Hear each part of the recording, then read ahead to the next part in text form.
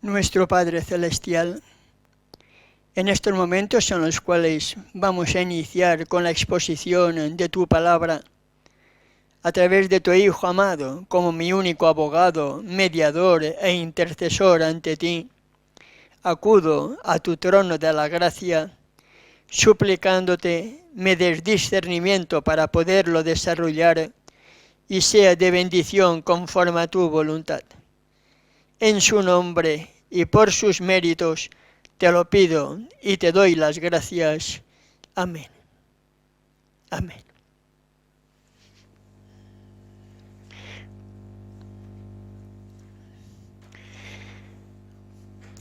Hoy, una vez más, mis amados hermanos y hermanas, por la gracia de nuestro Padre Celestial, vamos a proseguir desarrollando otro aspecto importante dentro del libro de Apocalipsis y concretamente vamos a estar meditando en el capítulo 12, versos 7 y 9, para poder entender la batalla en el cielo y posteriormente cómo Satanás hoy engaña al mundo entero. Para poder entender la batalla en el cielo, en primer lugar debemos entender el pecado, la rebelión, tuvo lugar ya en el mismo cielo. Alguien, un ser creado, quiso tomar el lugar de Elohim. Quiso ser como Elohim y quería ser adorado. Ese mismo ser creado quiso tomar el lugar del mismo Hijo para ser semejante a Elohim y estar junto al Padre. Para poder entender la rebelión en el cielo, el pecado que tuvo lugar en el cielo, la desobediencia entre personas creadas totalmente perfectas, la entrada del pecado es algo que nuestra mente no puede entender, hermano y hermana, cómo en personas, en seres creados totalmente santos, alguien pudo pensar usurpar el lugar que le correspondía al Hijo. Para ser semejante al Altísimo, estar junto a Él y recibir la adoración que estaba recibiendo el Hijo junto al Padre. Para poder entender algo más esta rebelión, yo debo de hacer caso a las enseñanzas que nos dejó nuestro Creador cuando dijo, escudriñad las Escrituras. ¿Lo recuerdan, verdad? Usted sabe perfectamente ese pasaje, Juan 5:39. Pero si yo le preguntara hoy y le pregunto, ¿qué dijo a continuación? ¿Usted lo sabe? Y eso es lo importante, hermano y hermana. A veces memorizamos algún texto porque lo hemos escuchado infinidad de veces, pero no hemos meditado en el trasfondo de dicho contexto. Cuando Salvador dijo escudriñar las Escrituras, dijo a continuación, pero no queréis venir a mí para que tengáis vida. ¿Estará pasando eso también hoy entre nosotros? Pretender y no ser. Entonces, tomando como ejemplo las palabras que pronunció el mismo Redentor, escudriñar las Escrituras, el profeta Isaías, en el capítulo 28, verso 10, nos dice cómo debemos estudiarlas. Nos dice cómo debemos estudiar la Escritura, qué método debemos emplear para poder entender algo más el plan de la salvación. Y en ese capítulo 28 del profeta Isaías, en el verso 10 nos dice, porque mandamiento tras mandamiento, mandato sobre mandato, renglón tras renglón, línea sobre línea, un poquito aquí y otro poquito allá, es de la única manera posible en que usted y yo podemos entender algo más de la Sagrada Escritura. y volviendo al origen del pecado en el cielo, literalmente no tenemos evidencia en la Biblia de quién haya cometido ese pecado. Pero si lo estudiamos siguiendo el método bíblico que hallamos en Isaías, como hemos mencionado, el buen entendedor entenderá, porque la Escritura solo los entendidos entenderán, comprenderán y al mismo tiempo resplandecerán. Usted y yo hemos sido llamados a ser entendidos para poder comprender la rebelión en el cielo y la lucha que posteriormente hubo entre el mismo autor del pecado y Miguel. Y vamos a descubrir quién era ese Miguel y después, por esa misma gracia de nuestro Padre Celestial, vamos a ver cómo Satanás hoy engaña al mundo entero. En el libro de Isaías, en el capítulo 14, lleva como título Escarnio contra el rey de Babilonia. Yo no puedo tomar parte de este capítulo de una forma literal, sino que debo tener una mente espiritual para poder discernir lo que hallamos en la misma Escritura. Y en este capítulo 14 de Isaías, en el verso 12 nos dice: ¿Cómo caíste del cielo, oh lucero, hijo de la mañana? ¿Acaso el rey de Babilonia estuvo en el cielo? ¿Acaso el rey de Babilonia cayó del cielo? No, ¿verdad que no? Porque ningún humano ha podido subir al cielo. Por lo tanto, yo debo comenzar a entender lo que me dice el profeta Isaías bajo inspiración divina en este mismo pasaje que estamos meditando. Isaías capítulo 14, versos 12 al 14 nos dice: ¿Cómo caíste del cielo, oh lucero, hijo de la mañana? En otras versiones hebreas nos dice Lucifer. Y nos sigue diciendo: cortado fuiste por tierra, tú que debilitabas a las naciones. Verso 13. Tú que decías en tu corazón: subiré al cielo, en lo alto, junto a las estrellas de Elohim, levantaré mi trono, y en el monte del testimonio me sentaré a los lados del norte. Verso 14. Sobre las alturas de las nubes subiré y seré semejante al Altísimo. Es evidente, hermano y hermana, que ningún mortal podría presumir ser lo que era Lucero, Lucifer, en aquel entonces antes de su rebelión. Él estaba en el cielo, pero yo debo de entender que mi mente finita no puede entender todo lo que pueda haber en el cielo. ¿Dónde está el trono del Padre y del Hijo? ¿Dónde? ¿En qué lugar? ¿En qué parte del cielo? No lo sé. Nuestra mente finita no puede entender muchas cosas que hallamos en la Escritura, pero sin sacar el texto de su contexto, en el verso 12 nos dice: ¿cómo caíste del cielo, oh lucero, hijo de la mañana? ¿Cómo caíste del cielo, Lucifer, hijo de la mañana? Si cayó del cielo, es porque estaba en el cielo. Si cayó del cielo, es porque hubo una rebelión y fue echado del cielo a la tierra. ¿Entendemos, hermano y hermana? Es bueno que cada uno de nosotros, a nivel personal, dediquemos tiempo al estudio y a la meditación de la palabra para poder entender algo más y salir de tantos engaños que hay en el mundo. Veamos lo que hallamos en el libro de Ezequiel, capítulo 28. Aquí hace referencia al rey de Tiro. Ezequiel capítulo 28, verso 12.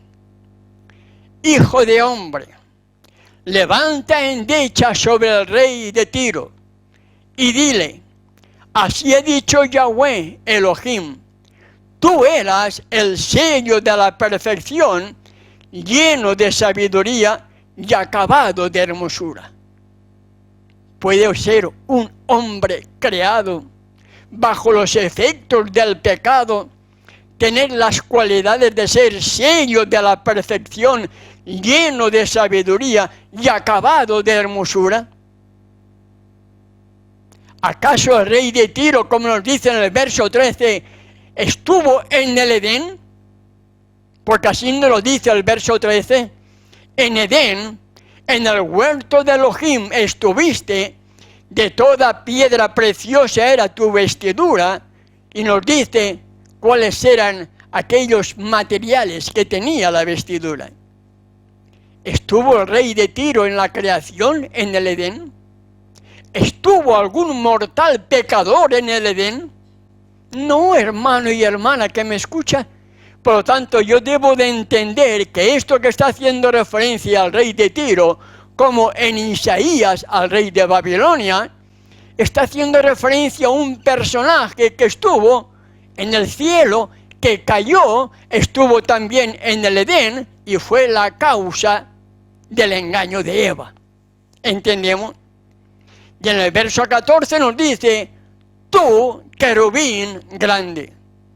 ¿Fue Tiro un querubín grande? No, hermano y hermana. Tú, querubín grande, protector, yo te puse en el santo monte de Elohim, allí estuviste, en medio de las piedras de fuego te paseabas. Veamos el verso 15. Perfecto eras en todos tus caminos desde el día que fuiste creado hasta que se halló en ti maldad. Ningún hombre tiene estas características, hermano y hermana. Ningún ser humano pecador tiene estas características, porque todos somos pecadores y nacemos bajo las secuencias del pecado. Verso 17. Se enalteció tu corazón a causa de tu hermosura, corrompiste tu sabiduría a causa de tu esplendor. Yo te arrojaré por tierra, delante de los reyes te pondré, para que miren en ti. Y si entendemos y aceptamos que ni el rey de Babilonia, de Isaías 14, ni el rey de Tiro, del capítulo 28 de Ezequiel, son literales, yo debo de entender quién es el que cayó del cielo, quién estuvo en el Edén, quién engañó a Eva, quién era ese querubín protector, quién era ese perfecto ser que había sido creado y que finalmente, por causa de su autoexaltación, de su orgullo, de su codicia, codició ocupar el lugar del Hijo para ser semejante al Altísimo. Y ese fue Lucifer, el que cayó del cielo por causa de su transgresión. Y entendiendo esto algo más, puedo entender que en el capítulo 12 de Apocalipsis, verso 4, me dice, y su cola, es decir, ese dragón, ese Satanás, ese Lucifer, en la rebelión que hubo en el cielo, arrastró, nos dice, la tercera parte de las estrellas del cielo. No fue una rebelión simplemente de Lucifer con 2 o 3 que la acompañaron, mi hermano y hermana. No, la rebelión fue grande. Una tercera parte de las estrellas del cielo, es decir, una tercera parte de los ángeles del cielo, se unieron con esta rebelión liderada por Lucifer, el autor del pecado, y las arrojó sobre la tierra. Y después viene y el dragón se paró frente a la mujer que estaba para devorar a luz, como estuvimos comentando en nuestro tema anterior. Pero hoy lo importante es, hermano y hermana, que Satanás, en su rebelión, arrastró a la tercera parte de los ángeles del cielo. Y ahora yo pregunto, hermano y hermana, si en el cielo engañó a la tercera parte de los ángeles, seres totalmente perfectos, que cuando Adán y Eva fueron creados, el mismo personaje, Satanás, usando a un animal, para mí, uno de los más hermosos de la creación, porque todo lo que salió de las manos del Creador era sumamente hermoso en gran manera. La serpiente para mí debió ser un ave majestuosa, linda, hermosa, usando a ese animal totalmente inocente, se puso en comunicación con Eva, habló con Eva, tentó a Eva, y un ser creado a imagen y semejanza del Creador sucumbió ante las palabras de la serpiente, sucumbió ante las palabras del mismo Lucifer, del mismo Satanás, la engañó, comió y entró el pecado en esta tierra. Si tanto en el cielo engañó a la tercera parte de los ángeles, seres totalmente perfectos que no conocían pecado, engañó a Eva, totalmente perfecta, que no sabía tampoco lo que era el pecado, pregunto, ¿qué está haciendo en este mismo momento? ¿Qué estará haciendo Satanás hoy y mañana, como lo hizo ayer y antes de ayer? ¿Qué estará haciendo? La Escritura me lo revela, hermano y hermana. Pero antes de entrar en ese gran engaño de Satanás que engaña al mundo entero, en el verso 7, siguiendo el orden de Apocalipsis, ahí nos dice lo siguiente: después hubo una gran batalla en el cielo. Miguel y sus ángeles luchaban contra el dragón y luchaban el dragón y sus ángeles.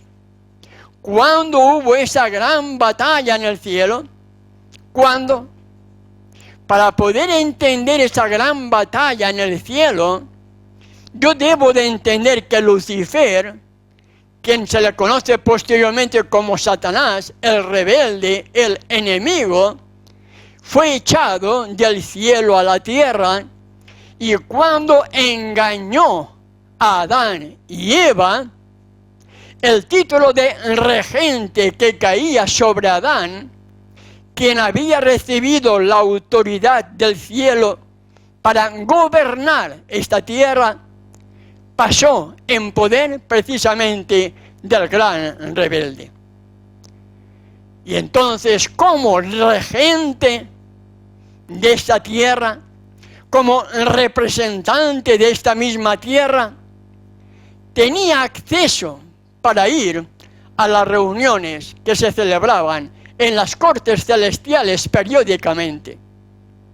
Su carácter no había sido aún desenmascarado, y ni los ángeles que no habían caído, ni los otros mundos que no cayeron, no podían discernir lo que había detrás de esa rebelión.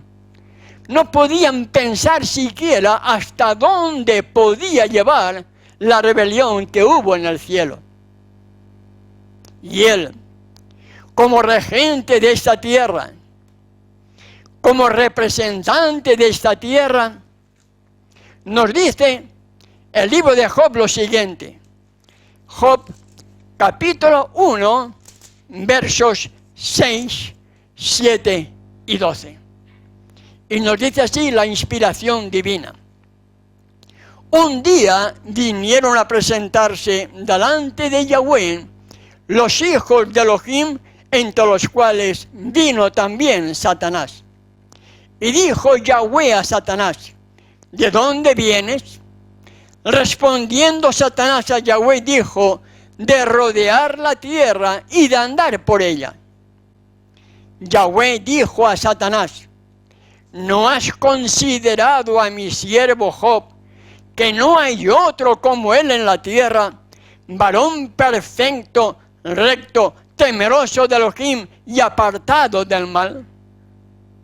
Ahí vemos, hermano y hermana, cómo en estas reuniones que habían en el cielo, Lucifer, Satanás, como representante de esta tierra, tenía acceso a estas reuniones, porque así nos lo consta en este capítulo 1 de Job, como después también lo hallamos en el mismo libro, pero en el capítulo 2, que vamos a meditar a continuación.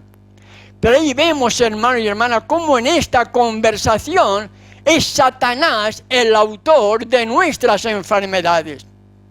Es Satanás quien quiere arruinar, quien quiere destruir nuestra salud y nuestra vida para que no representemos el carácter de aquel que dio su vida por nosotros posteriormente.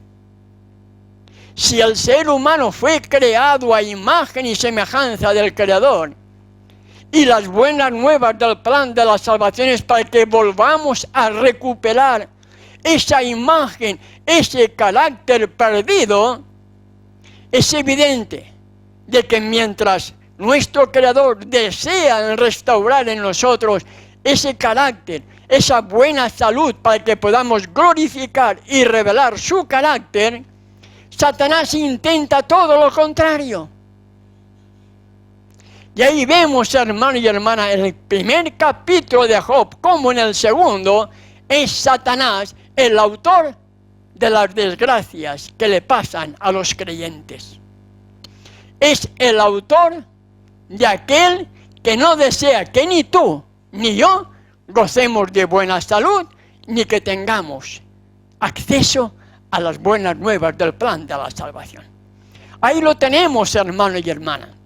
Pero centrándome en eso, Satanás, como representante de la tierra, tuvo lugar en esa reunión celestial donde estaban también los representantes de los otros mundos no caídos.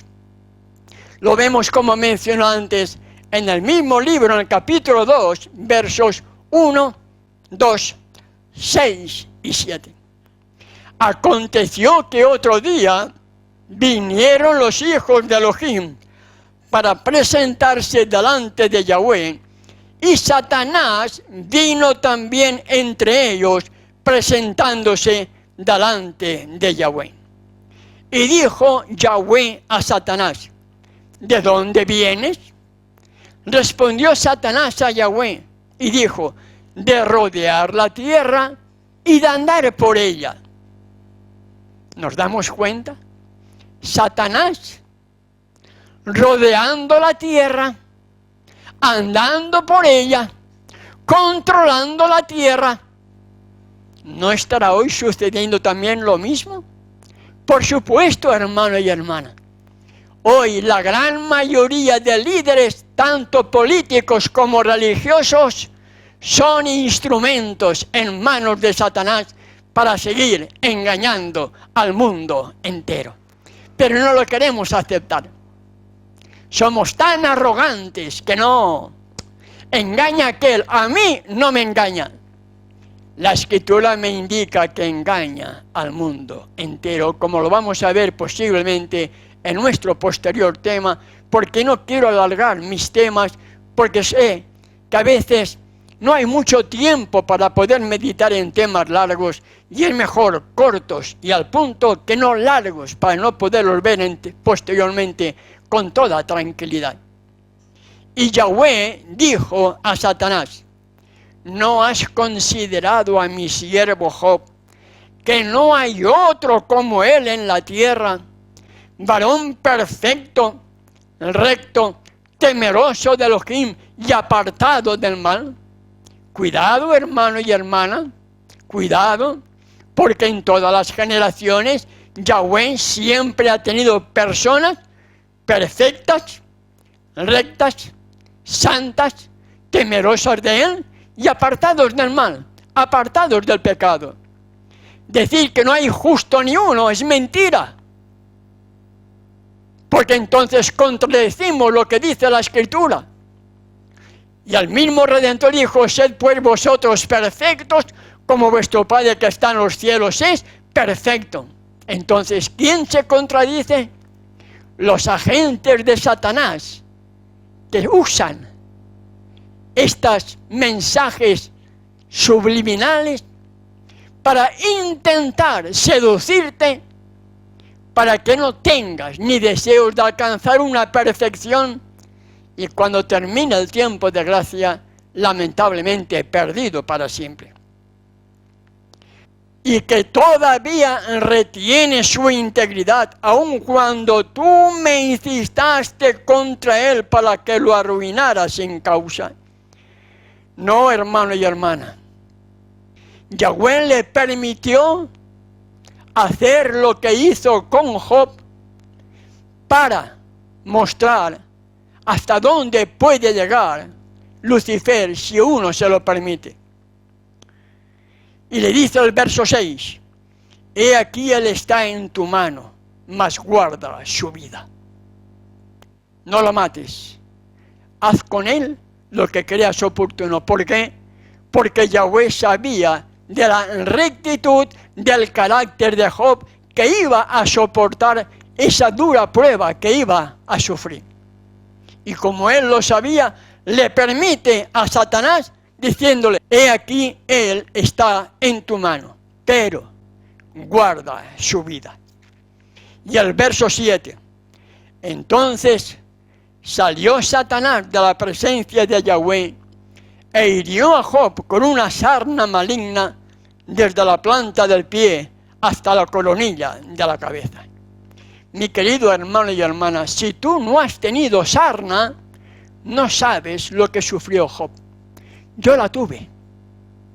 En el año 90-91 yo tuve sarna. Iba al médico porque me picaba todo el cuerpo. Era como un mono. Todo el día rascándome, todo el día, de la cabeza a la planta de los pies. Y el médico me decía: del mismo modo que te vino ese picor, se te irá. No te preocupes. Y no había remedio.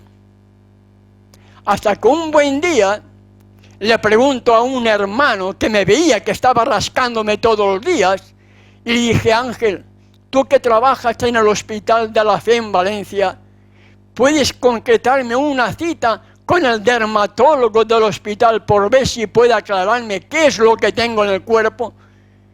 Porque los médicos no me pueden dar razón.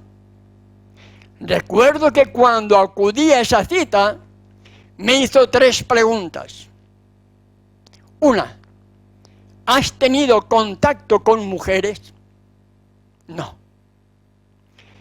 ¿Has tenido contacto con animales? ¿Tienes animales en tu casa? No. ¿Dónde te empezó el picor? ¿Lo sabes? ¿Te empezó en el glúteo? No lo recuerdo, le dije, doctor. Bien. Y empezó una serie de análisis. Yo vi a los gusanitos, hermano, los gusanitos me los sacaban de la piel. Cuando llegó la hora de ir a recoger el resultado de los análisis, me senté delante de él y me dice: me engañaste como un chino. Yo pensé para mí: ¿qué tendré? Y me dijo: ¿recuerdas que te hice una pregunta? ¿Dónde empezó tu picazón? En el glúteo. Y tú me dijiste que no lo sabía. Si me hubieses dicho que te empezó en el glúteo, ya estarías sanado. Tienes sarna. Y me dio un champú, me duché con él, me limpié con él, y gracias al Creador sanó. Se eliminó la sarna. Pero yo padecí, hermano, varios meses yendo por la calle como un mono, picor por todas partes. Solamente aquel que no padeció la sarna no puede entender cómo estaba Job. Yo lo puedo entender un poco, hermano y hermana, porque lamentablemente padecí eso. ¿Cómo lo contraje? No tengo ni idea. Recuerdo que le pregunté al doctor, si no tengo animales, si no he estado en contacto con mujeres, ¿cómo pude haber contraído la sarna? Dice, fácil. Aquí vienen decenas de personas como usted. Se encuentran en sus defensas bajas, pasa un animal con sarna y automáticamente se contagia a uno. Gracias, doctor. Entendemos. Mi querido hermano y hermana, todas las calamidades que nos pasan vienen por causa de Satanás. Satanás es el causante de todo el mal. Y es el causante de todos los problemas que nos pasan a cada uno de nosotros. Y cuando la majestad del cielo, levantado entre el cielo y la tierra, exclamó, consumado es, Padre, en tus manos encomiendo mi espíritu, en ese momento, y no antes, los ángeles que no habían caído y los mundos que no habían caído comprendieron las consecuencias de su rebelión. Y fue después de esto, fue después de que se pudo revelar las consecuencias del pecado, cuando todo el universo que no cayó pudo darse cuenta hasta dónde llegaba la magnitud de aquel pecado de la rebelión en el cielo, es cuando podemos llegar a comprender el verso 7 del capítulo 12 de Apocalipsis, que nos dice lo siguiente: después hubo una gran batalla en el cielo. Miguel y sus ángeles luchaban contra el dragón y luchaban el dragón y sus ángeles. ¿Quién estaba al frente en esa batalla? Por una parte Miguel y por la otra parte el dragón, la serpiente antigua, diablo y Satanás. Los dos frente a frente. En el cielo, Satanás quiso tomar el lugar del Hijo. Después de la muerte, resurrección y ascensión al cielo, yo puedo llegar a entender que fue entonces y no antes, cuando hubo esa gran batalla en el cielo, Miguel y sus ángeles luchaban contra el dragón y luchaban el dragón y sus ángeles, pero no prevaleció ni salió ya lugar para ellos en el cielo. Ahí se cortó la posibilidad de que Satanás, como representante de esta tierra, pudiera acceder al trono o al cielo como lo hacía antes. ¿Por qué? Porque su carácter había sido ya desenmascarado y los ángeles que no cayeron y los mundos que tampoco cayeron se dieron cuenta de la magnitud del pecado y del carácter que había en el autor del pecado. ¿Quién era Miguel? Bien, lamentablemente en castellano Miguel no significa nada, pero en hebreo Micael significa uno igual a Elohim. Y solo hay uno que sea igual a Elohim, como hallamos también en Daniel capítulo 12. En aquel tiempo se levantará Micael, uno igual que Elohim. Entonces el Hijo, quien siendo uno igual que el Padre, que recibía la adoración en el cielo juntamente con el Padre, por eso Satanás se rebeló en el cielo para tomar el lugar del Hijo, para estar junto al Padre y ser adorado como lo era el mismo Hijo.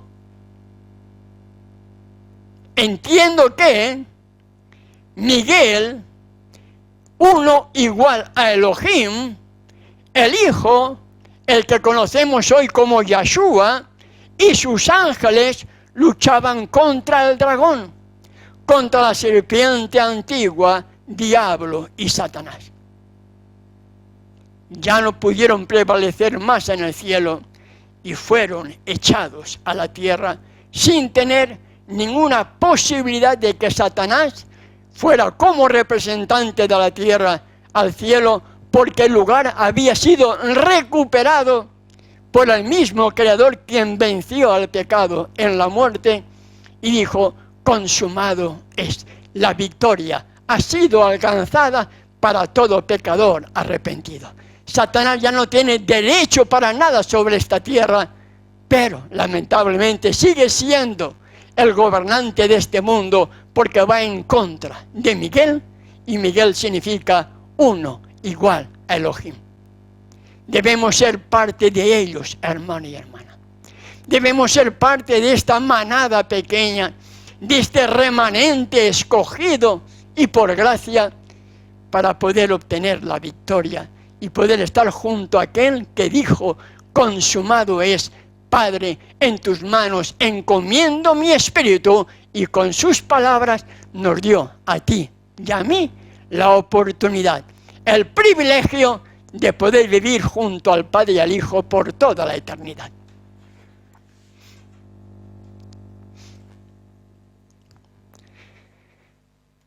Gracias, Padre Celestial, porque me has dado discernimiento para poder desarrollar esta meditación. Todo está en tus manos, Padre, para que sea hecho conforme a tu voluntad. En el único nombre bajo el cielo dado a los hombres en que el pecador puede ser salvo. En el nombre de tu Hijo amado, te lo pido y te doy las gracias. Amén. Amén.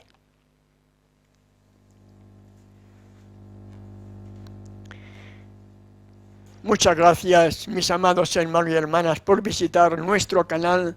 Muchas gracias, porque aunque son pocos, es de agradecer esos mensajes que de vez en cuando uno recibe, que son los que también como humanos nos estimulan a seguir perseverando. Les recuerdo que cada día tenemos meditaciones que compartimos a través de WhatsApp en audio y también escritas, por si usted quiere estar entre nosotros.